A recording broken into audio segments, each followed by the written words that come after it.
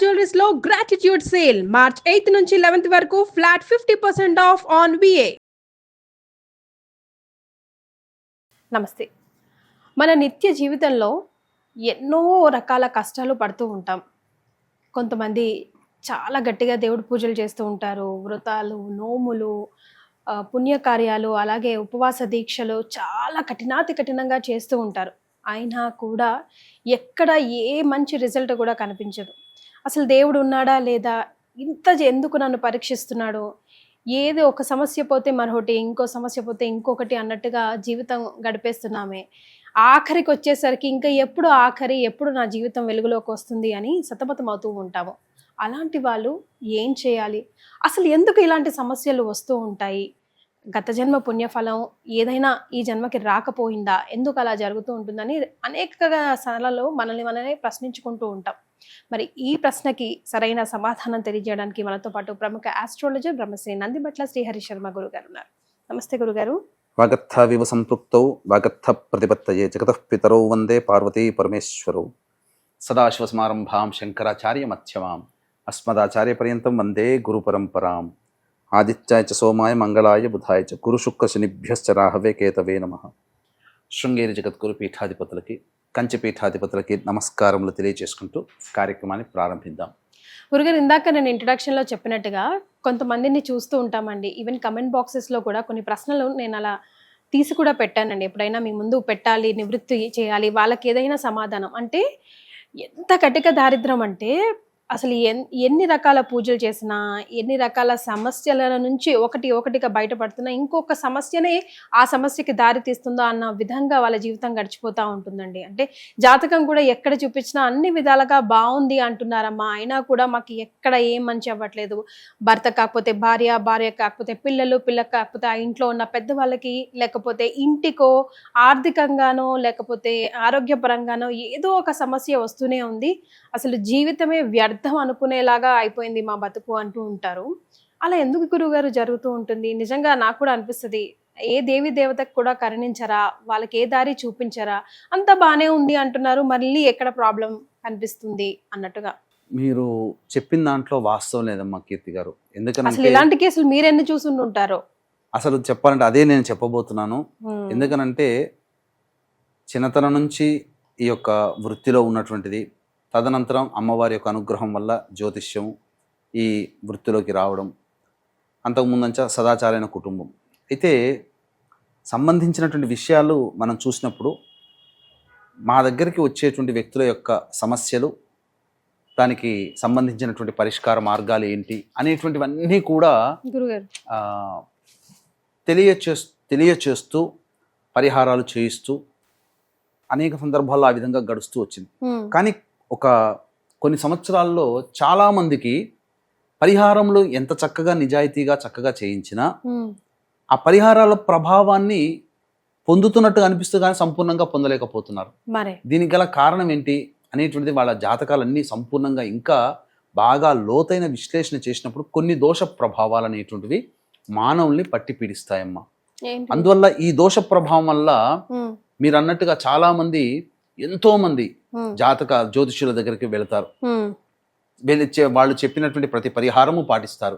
ఇంకా కొంతమంది అయితే మా జాతకం తిరుగులేదండి అన్నారు, కానీ వాస్తవానికి చూసేసరికి ఏమీ బాగోలేదు, చెప్పేదానికి మాకు జరుగుతున్న దానికి అసలు పొంతనే లేదు. మళ్ళీ అందరూ ఒక రకంగా చెప్పారంటే అని కాదు, అందరూ జాతకాలు బాగున్నాయి, అసలు మీకు అన్ని ఈ సంవత్సరంలో మీకు పెళ్ళైపోతుంది, అసలు మీ పిల్లలకి పెళ్ళైపోతుంది, విడిపోయిన దంపతులు మళ్ళీ కలుస్తారు ఈ సంవత్సరంలో అని అందరూ చెప్పిన వాళ్ళే.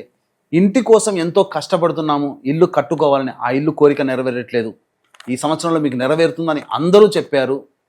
అలాగే ఆరోగ్యం సరిగ్గా ఎన్నో హాస్పిటల్ చుట్టూ తిరిగాము, కానీ ఏ మందు సరిగ్గా పనిచేయట్లేదు అనేటువంటి వాళ్ళు. అలాగే పిల్లలు మంచిగా వృద్ధిలోకి రావాలని ఎంతో ప్రయత్నం చేస్తుంటారు. వ్యాపారాల్లో కూడా ఈ సంవత్సరం మీకు అద్భుతంగా జరుగుతుందని అందరూ ఆస్ట్రాలజర్స్ చెప్పారు, కానీ వాళ్ళ వాక్కు ఏది ఫలించట్లేదు. ఉద్యోగంగా పరంగా చూసుకున్నా, చదువు పరంగా చూసుకున్నా, ఇలా ఏ రకమైన కోర్టు కేసులు ఉన్న వాళ్ళైతే ఇక ఈ సంవత్సరం మీకు అయిపోతుందని అంటున్నారో ఇలా అన్ని విషయాల్లో ఈ సంవత్సరం అనుకుంటూ సంవత్సరాలు గడుస్తున్నాయి కానీ మాకేది జరగట్లేదని కొంతమంది, అందరూ కాదు, కొంతమంది వాపోతున్నారు.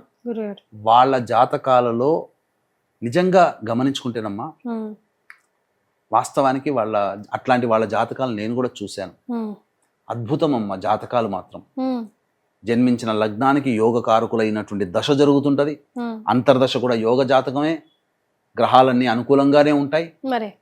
కానీ వాళ్ళ కోరిక ఏది నెరవేరట్లేదు. ఎందుకని అంటారు? ఎందుకు అని అన్నప్పుడు గ్రహాలు జన్మించిన లగ్నము దశాంతర్దశలు అన్నీ బాగున్నా, మనిషికి అన్ని రకాల యోగాలున్నా, అన్ని దగ్గర దాకా వచ్చి వెనక్కి వెళ్ళిపోతున్నా ప్రధానమైన దోషాలు కొన్ని ఉంటాయి మానవుడికి. అవి అంతర్లీనంగా జాతకానికి సంబంధించి అది సుశిక్షితులైనటువంటి వాళ్ళు చూస్తే తప్ప మనము తెలుసుకోలేకపోతాం. కాబట్టి అంతర్లీనంగా బాగా లోతైన విశ్లేషణ అనేటువంటిది చేసినప్పుడు కనబడినటువంటిది ఎందుకు వీళ్ళ జాతకాల్లో అంత బాగా యోగంగా ఉన్నా వీళ్ళెందుకు ఆ యోగాన్ని పొందలేకపోతున్నారు. ఇల్లు కట్టుకోలేకపోతున్నారు కొంతమంది పిల్లలకి పెళ్లి జరగట్లేదు పిల్లలకి, కొంతమందికి దాంపత్యాలు విడిపోతున్నారు. మళ్ళీ ఇద్దరు జాతకాలు బాగానే ఉన్నాయి, అసలు ఎక్కడ దోషం లేదు, మంచి జాతకాలు కుదిరినటువంటి జాతకాల వాళ్ళ పిల్లలు కూడా విడిపోతున్నారు. అంతేకాకుండా గొప్ప చదువు చదివి ఉంటారు, ఉద్యోగం అనేటువంటిది సాగదు. ఉద్యోగం చాలా చిన్న ఉద్యోగంలో స్థిరపడిపోతారు. గొప్ప గొప్ప చదువులు చదివిన జాతకం చూస్తేనేమో ఖచ్చితంగా గెస్టెడ్ ర్యాంకులో ఉండాలి, మేనేజర్ లెవెల్లో ఉండాలి. కానీ చూస్తే చిన్నపాటి గుమస్తాతో సరిపోతుంది. ఎక్కడో వాళ్ళ పిల్లల తెలివితేటలకి ఎక్కడో ఉండాల్సిన వాళ్ళు ఇక్కడ కొట్టుమిట్టాడుతున్నారు, మా పిల్లలకి యోగం లేదేమో అన్నట్టుగా బాధపడుతుంటుంటారు. ఇక ప్రమోషన్స్ అయితే అన్ని దగ్గర దాకా వచ్చి ఉంటాయి. మన వెనకాల పిల్లల వెనకాల జాయిన్ అయిన వాళ్ళు, మన వెనకాల జాయిన్ అయిన వాళ్ళు ప్రమోషన్లు వెళ్ళిపోతారు. మనకేంటి గతి అని చెప్పి బాధపడేటువంటి వాళ్ళు కూడా ఉన్నారు. వీటన్నిటికీ గల కారణం అంటే అన్ని అవకాశాలు ఉండి కూడా వినియోగించుకోలేకపోయే వాళ్ళు కొంతమంది, అన్ని అవకాశాలు దగ్గర దాకా వచ్చి వెనక్కి వెళ్ళిపోయేటువంటివి కొంతమంది. వీటన్నిటికీ గల కారణాలు చూసినట్లయితే అవి గత జన్మ కర్మదోషముతో వస్తున్నటువంటి దోష ప్రభావాలు, 5 రకాల శాప ప్రభావాలు మానవుణ్ణి పట్టి పీడిస్తాయి. ఈ 5 రకాల శాప ప్రభావాలే పితృశాపము, స్త్రీ శాపము, గురు శాపము, దైవ శాపము, సర్పశాపము. ఈ 5 రకాల శాప ప్రభావాలు మానవుడు అనేటువంటివి బాధపడుతున్నప్పుడు ఇట్లాంటివి కోకొల్లలుగా జరుగుతున్నాయి సంఘటనలు, కానీ జీవితంలో పైకి రాలేరు. అటువంటి వాళ్ళే ఈ శాప నివృత్తి అనేటువంటిది చేసుకోవాలమ్మా. అయితే పరిహారాలు చేసుకోవాలంటే ఇప్పుడు ఒక కుటుంబంలో జాయింట్ ఫ్యామిలీ ఉందనుకోండి గురుగారు, లేదంటే ఎవరి వాళ్ళ అన్నదమ్ములు విడిగా ఉన్నా కూడా ముఖ్యంగా ఎవరు చేసుకోవాలంటారు? ఇప్పుడు మీరు ఇందాక మాటల్లో అన్నారు 4-5 ఉన్న కుటుంబంలో ఒకరి జాతకంలో కనిపించవచ్చు, అందరి జాతకంలో కనిపించకపోవచ్చు అని. అంటే ఆ ఒక్కడు పరిహారం చేసుకుంటే సరిపోతుందా, లేకపోతే ఎలా చేయాలి? ఇక్కడ పరిహారం చేసుకోదనిస్తేనమ్మా, ఇప్పుడు మనం ఏంటంటే ప్రతి నెల ఈ యొక్క 5 రకాల దోషాల నివృత్తికి ఈ యొక్క దోష నివారణ కార్యక్రమాలు అనేటువంటివి మనం చేయిస్తున్నాం. ఈ నెల ఏకాదశి శ్రవణ నక్షత్రం ఉన్నటువంటిది 23వ తారీఖు రోజున. కాబట్టి ఆ రోజున మన ఆధ్వర్యంలో జరుగుతుంది. కాబట్టి ఈ లోపల ఎవరైనా కానీ ఇటువంటి శాపాలతో, ఇటువంటి దోషాలతో, ఇటువంటి సమస్యలు, ఇబ్బందులతో బాధపడుతున్న వాళ్ళు ఎవరైనా కానీ 21వ తారీఖు లోపల నమోదు చేసుకోవచ్చు. అతి సామాన్య మానవుడు పాల్గొనే విధంగా ఉంటుంది. ముఖ్యంగా ఇప్పుడు చెప్పుకొచ్చినది అంటే మీరు అడిగినట్టుగా తండ్రి ఉండి, తండ్రికి ఒక 3 కొడుకులు ఉన్నారు. తండ్రి చేస్తే ఈ సంబంధించినటువంటి దోషం అంతా 3 కొడుకులకి వచ్చేస్తుంది, దోషం తొలగిపోతుంది. తండ్రి చేస్తే, తండ్రి లేడు, 3 కొడుకులే ఉన్నారు. కాబట్టి 3 కొడుకులు ఇంటి అన్న చేస్తే కాదు, 3 చేసుకోవాల్సింది. తండ్రి లేకపోతే, తండ్రి ఉంటే తండ్రి చేసిన ఫలితం ఆపాదించబడుతుంది. తండ్రి లేకపోతే మాకు ఎవరిది వాళ్ళు 3 చేసుకోవాల్సిందేనమ్మా. తల్లి ఉన్నా కూడా లేకున్నా కూడా అంతేనమ్మా. గురుగారు కొంతమంది ఇప్పుడు ఫర్ ఎగ్జాంపుల్ కొన్ని నక్షత్రాల్లో పర్టికులర్ గా పెడితే వీళ్ళకి పితృదోషం ఉండనే ఉంటుంది, జాతకం కూడా చూడాల్సిన పని లేదు అంటున్నారు. నిజమేనా గురుగారు? క్రాస్ చెక్ చేసుకోవాలంటారా? ఎక్కడ జ్యోతిష్య శాస్త్రంలోనైతే చెప్పబడలేదు. నేను మహామహుల్ని, గొప్ప పేరు ప్రతిష్టలు, లబ్ధ ప్రతిష్టలు అయినటువంటి గొప్ప గొప్ప పండితుల్ని కూడా నేను సంప్రదించి, ఎందుకంటే ఈ మధ్య సోషల్ మీడియాలో ఎక్కడో చోట చూసిన వాళ్ళు చెప్తున్నారు, గురుగారు ఏదో నక్షత్రాల్లో పుడితే దోషం అని చెప్పి అని అంటున్నారు. ఇప్పుడు 2016 సంవత్సరం నుంచి పితృదోషాలు అనేటువంటివి మనం చేయిస్తున్నాం ప్రసార మాధ్యమంగా. కాబట్టి ఇప్పుడు చాలామంది కొత్తగా వచ్చినటువంటి వాళ్ళు ఈ నక్షత్రాలు పుడితే అని చెప్పి చాలామంది ఫోన్లు చేసి చెప్తున్నారు. ఇది నిజమేనా గురువు గారు అని చెప్పి అడుగుతున్నారు. కానీ ఎక్కడ కూడా ఇది చెప్పలేదమ్మా. ఇది ఏంటంటే అవగాహన రాహిత్యము జ్యోతిష్య శాస్త్రం మీద, అలాగే ఈ యొక్క దోషాలకి సంబంధించినటువంటి వాటి మీద పట్టు లేని అటువంటి వాళ్ళు, అప్పుడప్పుడే కొత్తగా ఈ యొక్క మొదలుపెట్టినటువంటి వాళ్ళు ధనార్జనే ధ్యేయంగా పెట్టుకొని ఈ నక్షత్రాల్లో పుడితే దోషం అని చెప్పి వాళ్ళని భయభ్రాంతులకి, జనాలకి భయభ్రాంతులకు గురి చేసి లేని దోషం. ఇప్పుడు ఇది ఈ దోషము అని అంటే, ఇప్పుడు ఒక ఉదాహరణ ఉందమ్మా. ఈ స్కూల్లో పిల్లవాడిని జాయిస్తే చెడిపోతాడు అంటే ఇంకా స్కూల్లో ఎవరైనా జాయిన్ చేస్తారా? పిల్లల్ని జాయిన్ చేస్తారా? ఎంత గొప్ప స్కూల్ అయినా ఆ పిల్లల్ని అమ్మో వాళ్ళు మంచిది కాదన్నారా అని. అలాగే ఈ నక్షత్రాల్లో పుట్టడమే దోషం అని అంటే పరుగున పోయి ఆ నక్షత్రాలు ఉన్నవి 27 నక్షత్రాల్లో ఎంత మోసము కాకపోతే 19 నక్షత్రాలు ఈ దోషానికి సంబంధించిన పుడితేనే దోషం అని అన్నారంటే మోసమే కదమ్మా. ఇప్పుడు రాహు నక్షత్రము, కేతు నక్షత్రము, చంద్ర నక్షత్రము, కుజ నక్షత్రము, గురు నక్షత్రము, బుధ నక్షత్రము ఉన్నవి 6 నక్షత్రాలు. దీనికి తోడు ఆశ్లేష నక్షత్రం కలిపి మొత్తం 17 నక్షత్రాలు. 6 నక్షత్రాలు అంటే 6 ముళ్ళ 18, ఆశ్లేష ఒకటి కలిపితే 17 నక్షత్రాలు. ఈ ఉన్న 27లో 17లో అంటే ఒక 10 నక్షత్రాల్లో పుట్టిన వాళ్ళు మహాత్ములు, 17 నక్షత్రాల్లో పుట్టిన వాళ్ళు పాపాత్ములు అన్నట్టుగా చెప్పి, వాళ్ళ జీవితం వేస్ట్ అన్నట్టుగా చెప్పి దండుకోవడానికి ఒక బ్యాచ్, దండుపాళ్యం బ్యాచ్ అని అంటారు ప్రక్రియ. అట్లా ఆ విధంగా తయారైపోయింది. ఇది అవగాహన రాహిత్యం. కాకపోతే ఏంటనంటే ఈ పితృదోషం అనేది 9వ స్థానము మీద ఆధారపడి ఉంటుంది.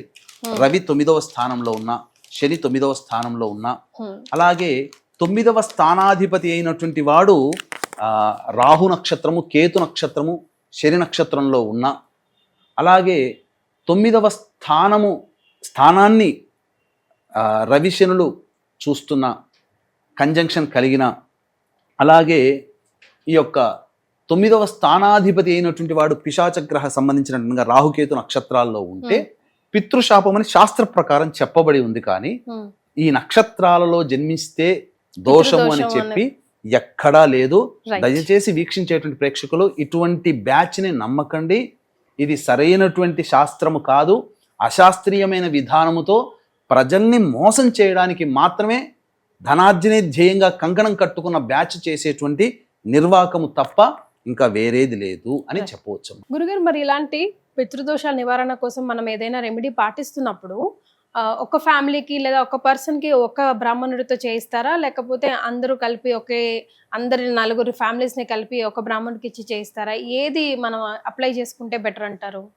ఇక్కడ చాలా మందికి వచ్చేటువంటి డౌట్ ఏంటంటేనమ్మా, సామూహికము అనేటువంటిది వేరు, ఇండివిజువల్గా అనేటువంటిది వేరు. సామూహికం అంటే ఏంటి అర్థం చెప్పాలి అని అంటే, ఒక బ్రాహ్మడు కూర్చొని ఎవ్వరి చేత పూజలు చేయించకుండా బ్రాహ్మడే కూర్చొని చేస్తే, అందరి గోత్రనామాదులతో బ్రాహ్మడే చేస్తే అది సామూహికం. ఓకే. ఇక్కడ మన పీఠం ఆధ్వర్యంలో ప్రతి నెల జరిగేటువంటి కార్యక్రమంలో ఎవరికి వాళ్ళకి మంటపం ఉంటుంది. ఓకే. ఎవరికి పూజా విధానము, పూజా వస్తువులు ఎవరికి వాళ్ళకి ఇండివిజువల్ గా ఉంటాయి. ఓకే.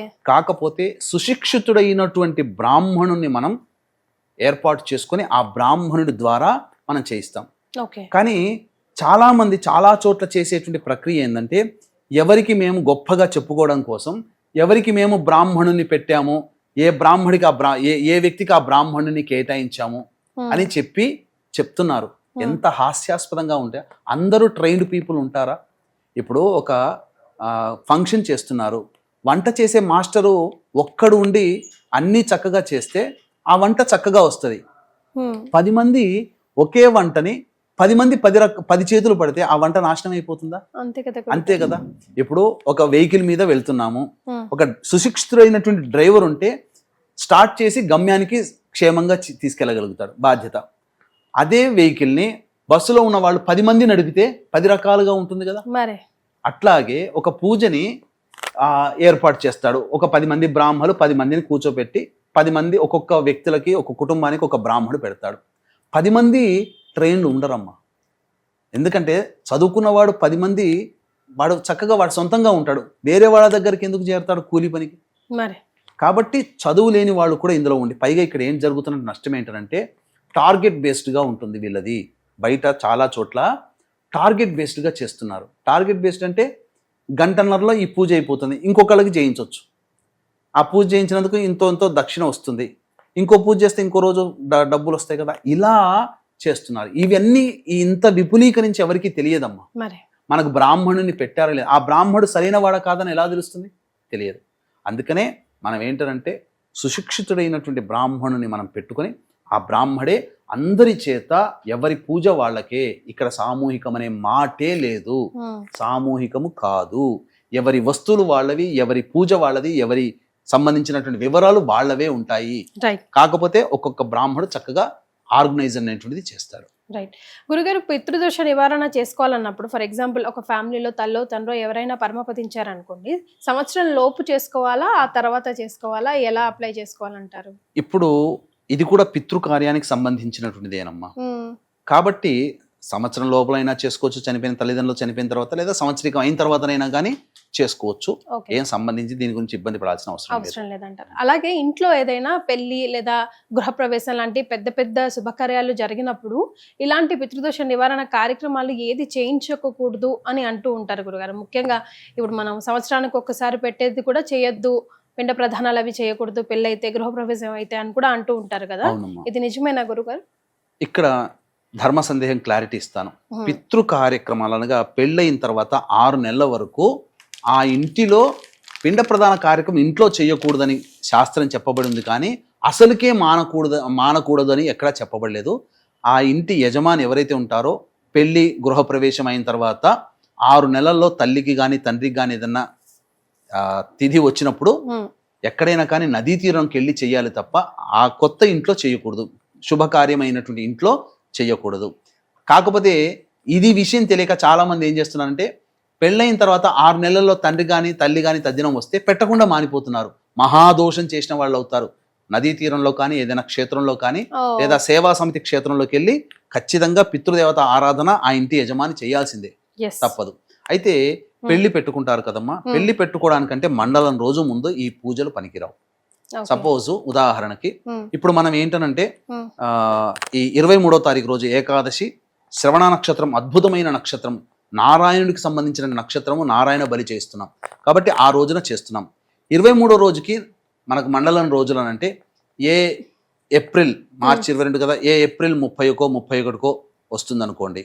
అప్పుడు ఆ లోపల అనగా మేలో ముహూర్తాలు పెట్టుకుంటే మార్చిలో చేసుకోవచ్చు, కానీ ఏప్రిల్లో పెళ్లిళ్ళు గృహప్రవేశాలు పెట్టుకున్న వాళ్ళు ఈ మార్చి 23వ తారీఖు రోజున జరిగే దాంట్లో పాల్గొనకూడదు. అంటే ఎగ్జాంపుల్ చెప్తున్నాను మీకు.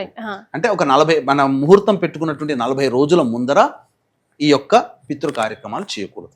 ఈ ముఖ్యంగా ఈ మోక్షనారాయణ బలి కార్యక్రమం చేయకూడదు. గురుగారు, ఒక ఇంట్లో ఒక ఆడపిల్లే ఉంటుంది, లేదా కొంతమంది ఆరోగ్యంతో అనారోగ్యంతో బాధపడుతూ ఉంటారు, కొంతమంది విదేశీయాల్లో ఉంటారు, చేసుకోవాలంటే చేసుకోలేని పరిస్థితిలో ఉంటారు, కొంతమంది ఇంట్లో వాళ్ళు ఎవరైనా సహకరించని వాళ్ళు ఉంటారు, బట్ వీళ్ళు చేసుకోవాలన్న కోరిక వీళ్ళు ఉంటుంది. ఇలాంటి వాళ్ళకి ఆల్టర్నేట్స్ ఏమైనా ఉన్నాయా గురుగారు? తప్పకుండా, ఎందుకంటే ఆడపిల్లలు ఉన్నప్పుడు ఆడపిల్లలు చేయకూడదు ఈ పితృ కార్యక్రమం అనేది. చాలా మంది అనుకునే పెళ్ళైనా అవ్వకపోయినా గోత్రనామాలు మారకపోయినా ఖచ్చితంగా పితృశాపం ఆడపిల్లలు ఉంటే ఉంటుంది. ఈ పితృశాపం ఉందని తెలిసినప్పుడు ఆడపిల్లలుగా ఉన్న వాళ్ళు చేసుకోవాలనుకుంటారు, కానీ ఆడపిల్లలకి చేసే అర్హత లేదు కాబట్టి కొంతమంది భర్తలు సహకరించరు. కాబట్టి అటువంటి పరిస్థితుల్లో ఉన్న వాళ్ళు, అనారోగ్య సమస్యలతో బెడ్ రిడన్ అయి ఉండి తండ్రి ఉంటాడు, కానీ కొడుకుల జీవితాలు బాగుపడాలంటే తండ్రి ఆరాటపడుతుంటాడు, ఇటు కొడుకులు కూడా ఆరాటపడుతుంటుంటారు. కొంతమంది కుటుంబాలు ఏంటంటే తండ్రి సహకరించడు, కానీ పిల్లలు చేసుకోవాలనే కోరిక ఉంటుంది. కొన్ని కుటుంబాలు ఏంటంటే విదేశంలో ఉంటారు, ఈ చిన్న కార్యక్రమం కోసం అక్కడి నుంచి ఇక్కడ దాకా రాలేరు. కాబట్టి ఇటువంటి వాళ్ళకు ప్రత్యామ్నాయం ఏంటంటే బ్రాహ్మణుని కర్తగా పెట్టుకొని చేయమని శాస్త్రం. స్వయంవా ఆచార్యంవా, స్వయంగా చేసిన ఆచార్యుని ద్వారా చేసిన అదే ఫలితం. చాలా మంది ఏమనుకుంటారంటే మనం చేసుకుంటేనే మనకు ఫలితం, బ్రాహ్మణుడు చేస్తే మనకు ఫలితం రాదని అంటారు. ఇక్కడ మీకు ఒక చిన్న ఎగ్జాంపుల్ చెప్తానమ్మా, వీక్షించేటువంటి ప్రేక్షకులు గమనించుకోవాలి. ఇప్పుడు కీర్తి గారు మీరు ఒక కారు కొనుక్కున్నారు, కారు కొనుక్కొని డ్రైవ్ చేసుకుంటూ షాపింగ్ మాల్ దగ్గర ఆపారు. నాలాంటి వాడు వచ్చి ఏమండి ఈ కారు ఎవరిది అంటే మీరేం చెప్తారు? నా కారు అని అంటారు. లేదు, మీరు ఒక మంచి డ్రైవర్ను పెట్టుకున్నారు, పెట్టుకున్న తర్వాత మీరు షాపింగ్ మాల్కి వెళ్తారు, అక్కడ డ్రైవర్ ఉంటాడు, నేను వచ్చి ఆ డ్రైవర్ని అడుగుతాను, ఏమండి ఎవరిదండి ఈ కారు అని అడుగుతాను. అప్పుడేం చెప్తాడు? మా కీర్తి మేడంది. అంటే ఇక్కడే తెలిసిపోతుంది, మీకు బ్రాహ్మణుని పెట్టుకుంటే మీరు స్వయంగా వచ్చినా మీరు చేసుకున్న అదే ఫలితం. బ్రాహ్మణుని పెట్టుకుంటే ఏంటి, అక్కడ బ్రాహ్మడు ఏం చెప్తాడు, మమ యజమానస్య కుటుంబ పితృదోష పరిహారార్థం అని చెప్పి సంకల్పం చెబుతూ అక్కడ మీరు చేసేటువంటి కార్యక్రమాలు ఏవైతే ఉంటాయో వాటన్నిటిలో మీరు మీ సంబంధించినటువంటి వచ్చినప్పుడు మమ యజమానస్య అని బ్రాహ్మడు చెప్తాడు. కాబట్టి అక్కడ సంబంధించి స్వయంగా చేసిన బ్రాహ్మడు చేసిన అదే ఫలితము. ఇటువంటి రాలేని వాళ్ళ కోసం బ్రాహ్మణుని ఇక్కడి నుంచే తీసుకొని వెళతాం. పైగా ఇది దోషంతో కూడుకున్నది, ఏ బ్రాహ్మడు పడితే ఆ బ్రాహ్మడు ఒప్పుకోడు. పైగా దీనికి కూడా తండ్రి లేని బ్రాహ్మణునే పెట్టుకోవాలి. కాబట్టి ఈ సంబంధించినటువంటి బ్రాహ్మణుని కర్తగా పెట్టి చేసినంత వీడియో రికార్డ్ చేసి మళ్ళీ పంపించడం కూడా జరుగుతుంది. వాళ్ళు ఇచ్చిన వివరాలు, యజమానులు ఇచ్చినట్లు వివరాలతోనే ఈ కార్యక్రమం జరుగుతుందని చెప్పవచ్చు. రైట్. రామాయణం అంతా విన్నాక రాముడికి సీత ఏమవుతారని అడిగినట్టు పితృదోషం గురించి చాలా కులంకుశంగా అన్ని వివరాలు తెలియజేసినా కూడా లాస్ట్లో ఒక మాట అడగాలనిపిస్తోంది గురుగారు. అంటే పరమపదించిన వాళ్ళు కూడా మనవాళ్లే కదా, పితృదోషాలు కూడా మనవాళ్లే ఇస్తారంటారా? అదే రక్తం పంచుకు పుట్టిన వాళ్ళు శాపాలుగా పితృదోషం అవునమ్మా ఆపాదించబడుతుందంట. కామెంట్ బాక్స్ లో కూడా నేను చాలా చోట్ల చదివాను. ఇది ఏంటనంటే పితృదోషము మన సొంత తాత ముత్తాతలే ఇస్తారా, తండ్రే ఇస్తాడా అని అంటారు. అంటే ఇక్కడ మనం ఏం చెప్పాము, దుర్మరణం పాలైన వ్యక్తికి ఇక్కడ అంటే అర్థం చేసుకోవాల్సింది ఏంటంటే, దుర్మరణం పాలైన వ్యక్తి యొక్క ఆత్మ మోక్షాన్ని పొందదు. మోక్షాన్ని పొందని ఆత్మ ఎలాంటి బాధపడుతుందో, ఎలాంటి స్థితిలో ఉంటుందో తెలుసా అమ్మా? ఒక ఆడపిల్ల డెలివరీ అయితే ఎంత బాధపడుతుందో అంతకి 1000 రెట్ల బాధని ఆ మోక్షాన్ని పొందనటువంటి ఆత్మ అనుభవిస్తుంది. అది ఏ విధంగా తెలియచేయాలి మనకు అంటే, ఇప్పుడు మనకు శరీరం మనకు అనారోగ్యం చేస్తే, కడుపు నొప్పి లేస్తే, లేదా మన కంటిలో సైట్లో పెరిగిందనంటే తలకాయ నొప్పి రావడము, లేదా డ్రౌజీగా అనీజీగా ఉందంటే షుగర్ పెరగడము, ఇవన్నీ మనకు శరీరం ఇచ్చే సిగ్నిఫికెన్స్. అప్పుడు ఏం చేస్తాం, డాక్టర్ దగ్గర పోతాం, మనకు సంబంధించినటువంటి మందు వాడతాం, కంట్రోల్లో పెట్టుకుంటాం. మరి ఈ కలియుగంలో మనతో సంబంధం లేదు, మాటలు కానీ చేతలు కానీ కంటి కనబడాలి కానీ పితృదేవతలు కనబడరు. మరి ఎలా వాళ్ళ బాధని ఎలా తెలియచేయాలి? ఆ బాధపడడం అంటే ఒక చిన్న రాయి కుచ్చుకుంటేనే అమ్మా అని చెప్పి విరవిల్లాడిపోతామే. 1000 రెట్ల బాధ, డెలివరీ అయినటువంటి 1000 రెట్ల బాధని ఆ ఆత్మ అనుభవిస్తున్నప్పుడు ఆ ఆత్మ ఘోష, అది నరక యాతన అంటే ఏదో కాదు, మోక్షాన్ని పొందినటువంటి ఆత్మ పడే యాతన నరక యాతన. ఆ యాతనని ఎలా తెలియచేయాలనంటే, అప్పుడు ఆత్మ కొన్ని కష్టాల రూపంలో మనల్ని నాక్ చేస్తుంది. ఈ కష్టాలు తరచూ కలిగినప్పుడు మాలాంటి వాళ్ళ దగ్గరికి వస్తారు. అదేదో సినిమాలో చెప్పినట్టు, పోకిరి సినిమాలో ఏదో ఉంటుంది కదా, నీకు జీవితంలో బాగా కష్టాలు పడ్డప్పుడే నా దగ్గరకు వస్తావు అని చెప్పింది బ్రహ్మాండము డైలాగ్. అట్లా ఈ కష్టాలు పడ్డప్పుడు ఏంటంటే, మన సంబంధించినటువంటి జ్యోతిష్యుల దగ్గరకు వచ్చినప్పుడు, జాతకాన్ని పరిశీలన చేసినప్పుడు, అప్పుడు ఈ దోషం ఉందని తెలియజేసినటువంటి వ్యక్తి ద్వారా ఆ కార్యక్రమం నిర్వహించుకోవడం, తద్వారా జరిగేటువంటిది ఏంటంటే ఆ ఆత్మ మోక్షాన్ని పొందుతుంది. మోక్షాన్ని పొందుతూ నాకింతటి నరకమైనటువంటి స్థితి నుంచి, దుర్భరమైనటువంటి బాధ నుంచి తొలగించిన వ్యక్తి కుటుంబానికి శుభం జరుగుగాక అని చెప్పి దీవిస్తుంది. ఇక్కడ పుట్టిన ముందుకు ఇక్కడ ఉన్నంత వరకే నా కొడుకు, నా తండ్రి, నా మనవడు, నా బిడ్డ. కానీ ఒక్కసారి మరణించిన తర్వాత ధర్మాన్ని పాటించాలి. అందుకే పిండ ప్రదానాలు ఖచ్చితంగా చెయ్యాలి. చెయ్యకపోతే ఆ ఇంట్లో ఇబ్బందులు. అందుకనే ఇట్లాంటి దుర్మరణాలు పాలైన వ్యక్తి ఆత్మ మోక్షాన్ని పొందకపోయినా ఇటువంటి ఇబ్బందులు. కాబట్టి ఖచ్చితంగా చేసుకోవాల్సిందే. మళ్ళీ ఒక్కసారి మీకు తెలియజేస్తున్నాను, వీక్షించేటువంటి ప్రేక్షకులు కూడా, నక్షత్రాల్లో పుడితే దోషమని ఏ శాస్త్రంలో చెప్పబడలేదు. అటువంటి చెప్పే వాళ్ళ మాటల్ని నమ్మకండి, మోసపోకండి. తద్వారా విలువైనటువంటి సమయాన్ని, ధనాన్ని కోల్పోతారు. నిజంగా ఇప్పుడు చెప్పినటువంటి సమస్యలతో ఉండి నిజంగా సమస్యలు బాధించబడితే ఇప్పుడు చెప్పినటువంటి విధంగా ఈ యొక్క దోష కార్యక్రమాన్ని జరిపించుకోండి. మన పీఠం ఆధ్వర్యంలో ప్రతి నెల జరుగుతుంది. ఈ యొక్క మార్చి నెలలో 23వ తారీఖు ఏకాదశి, శ్రవణ నక్షత్రం ఉన్నటువంటి అద్భుతమైన రోజు మళ్ళీ మళ్ళీ రాదు. అటువంటి రోజున చక్కగా చేయించడం ద్వారా మీ యొక్క పితృదేవతలకి మోక్షాన్ని ప్రసాదించిన వాళ్ళు అవుతారు. వారసులుగా చేయాల్సినటువంటి బాధ్యతగా మీదే. కాబట్టి రుణం తీర్చుకునే ప్రయత్నం చేయండి. నక్షత్రాల్లో పుడితే దోషమని ఎక్కడా లేదు. మళ్ళీ మళ్ళీ చెప్తున్నాను, ఆ విధమైన మాటలకి నమ్మి మోసపోకండి. ఎస్. సో ఈ వీడియో చూస్తున్న మీరు ఇన్ని రోజులుగా ఒకవేళ ఇలాంటి పితృదోషాలతో బాధపడుంటే, ఎక్కడ ఏ సమస్యకు మీకు పరిష్కారం దొరకకపోయి ఉంటే, గురుగారి ఆధ్వర్యంలో జరిగే ఈ ఒక్క కార్యక్రమంలో పాల్గొని చూడండి. మీకు ఎలా అనిపించిందో తర్వాత తిరిగి కమెంట్ బాక్స్లో మీరు తెలియజేయండి. అండ్ మీ ద్వారా మిగతా వాళ్ళకి కూడా హెల్ప్ అవుతుంది. బికాజ్ మీ రివ్యూ వాళ్ళకి చాలా ఇంపార్టెంట్ కావచ్చు, వాళ్ళ జీవితాల్లో వెలుగులు నింపొచ్చు. అంతే కదా గురుగారు? అంతేనమ్మా. చాలా సంతోషం అండి, ధన్యవాదాలు. సర్వం శ్రీ ఉమామహేశ్వర పరబ్రహ్మార్పణమస్తు.